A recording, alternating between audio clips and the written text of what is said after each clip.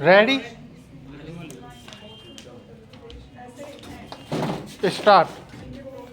महोदय, भारत ही नहीं सारी दुनिया आज विज्ञान और प्रौद्योगिकी के द्वारा लाए गए परिवर्तनों के कारण महान परिवर्तनों की ड्योढ़ी पर खड़ी है। इन चीज़ों ने लोगों के जीवन को बदला तो है, किंतु केवल ऊपरी तौर पर। आज हमारे पास ऊंची ऊंची और सुंदर सुंदर इमारतें हैं। खेती बाड़ी के कुछ आधुनिक तरीके भी हमें मालूम हैं, लेकिन आज हमें एक नए प्रकार के मानव की आवश्यकता है।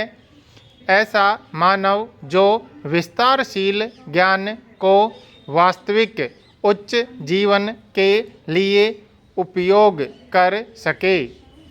मेरे विचार से गांधी जी ने यही करने का प्रयत्न किया, एक मानव निर्माण करने का। मैं नहीं कह सकती कि मनुष्य का स्वभाव जैसा है उसे देखते हुए आज की दुनिया में ऐसा करना संभव होगा या नहीं, किंतु इस दिशा में प्रयत्न करना उपयुक्त होगा और केवल बुद्धिजीवी ही इस तरह का प्रयत्न और दूसरों का मार्गदर्शन कर सकते हैं। आज दुनिया बहुत छोटी हो गई है और हम अलग अलग खानों में बंटकर नहीं रह सकते।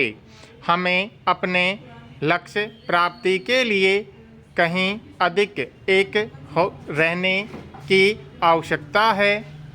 हम लोकतंत्र में विश्वास करते हैं। एक तो संसदीय प्रणाली की सरकार के अर्थ में, दूसरे उस तरीके में जिस तरीके से हम अपनी पार्टी में और अन्यत्र काम करते हैं। पर लोकतंत्र रूपी हमारा ताज़ा पानी कभी कभी जातिवाद, सांप्रदायिकता और सामाजिक रीति रिवाजों इत्यादि के सड़ते गड्ढों में बंद हो जाता है।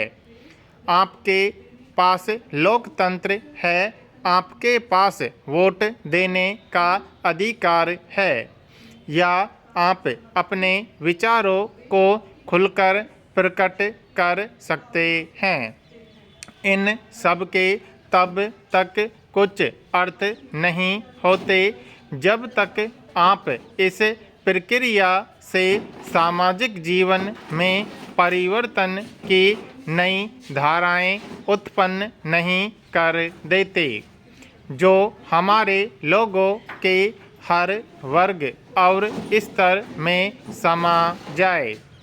प्रस्ताव पास कर देना बहुत सरल है, पर उसका कार्यान्वयन करना सरल नहीं। हम जानते हैं कि स्थिति या पद में कुछ लोगों का निहित स्वार्थ हो जाता है और कुछ एक का किन्हीं दूसरी चीज़ों में। लेकिन सबसे बड़ा निहित स्वार्थ है भय, जो जाना पहचाना है उसे परिवर्तित करने का भय। हम जानते हैं कि अमुक चीज़ बुरी है, फिर भी हम उसे परिवर्तित करने से डरते हैं। लेकिन आज हम इस तरह बड़े बड़े परिवर्तनों के बिना वास्तव में जीवित ही नहीं रह सकते। हम परिवर्तन लाएं कैसे? हम लोगों को इस बात का कैसे विश्वास दिलाएं कि परिवर्तन आवश्यक है?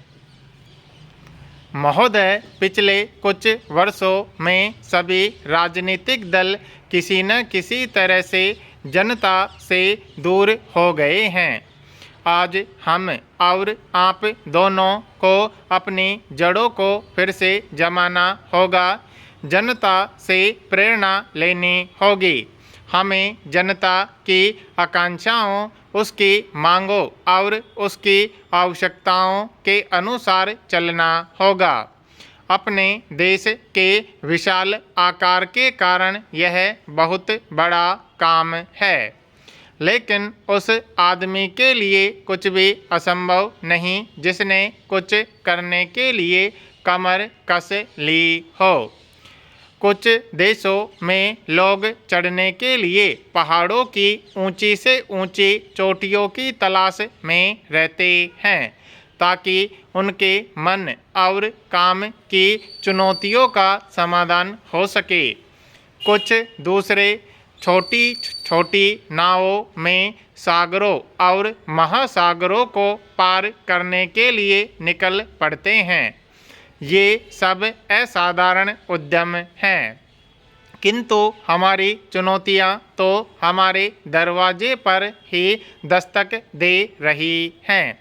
हमें ऊंचे ऊंचे पर्वतों पर या गहरे सागरों तक जाने की आवश्यकता नहीं। हमारे हर गांव में गरीबी है और घर घर में जात पात है। ये वे पर्वत हैं जिन पर हमें चढ़ना है और ये वे महासागर हैं जिन्हें हमें पार करना है। मुझे मालूम है कि हम में वह शक्ति है। मैं जानती हूँ कि हम में क्षमता है। केवल प्रश्न है करने का और मैं आशा करती हूँ कि यह सम्मेलन उस दिशा में ले जाने वाला एक छोटा सा कदम होगा। आदमी के चंद्रमा पर पहुँचने के बाद किसी ने कहा था कि वह कदम रखने वाले के लिए छोटा सा कदम है, किंतु मानव जाति के लिए बहुत बड़ा कदम था। अतः मेरे विचार से आप कह सकते हैं कि आपके लिए यह छोटा कदम होगा, लेकिन यदि आप सफल हुए तो भारत के लिए यह महान कदम होगा। मैं आशा करती हूँ कि आप इसे ध्यान में रखेंगे और दूसरों में उत्साह पैदा कर सकेंगे, क्योंकि किसी भी तरह की उपलब्धि के रास्ते में सबसे बड़ी बाधाओं में से एक है हमारे बुद्धिजीवियों, हमारे पत्रकारों इत्यादि में व्याप्त अविश्वास या संदेह वृत्ति। इस बाधा को हटाना होगा। हमें अपने उत्साह को पुनः स्थापित करना होगा और उससे उत्पन्न होगा वह साहस, धैर्य और संकल्प शक्ति जो उन बहुत सी चीज़ों को प्राप्त करने के लिए आवश्यक है जो हमें प्राप्त करनी ही चाहिए।